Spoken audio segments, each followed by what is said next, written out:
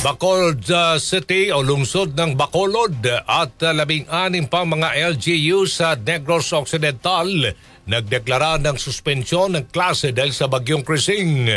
Radyoman Albert Hiner, Bayang Aga, RMN Bacolod.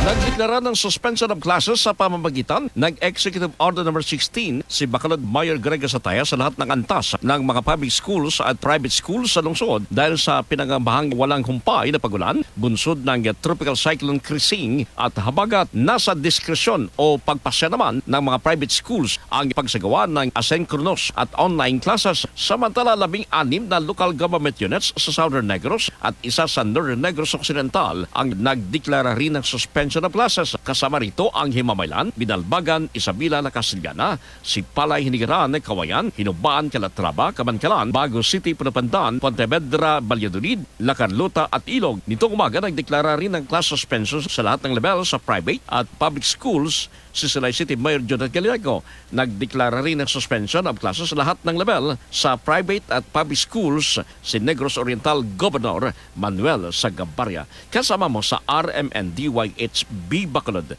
Radyoman Albert Hiner. Tatak, RMN.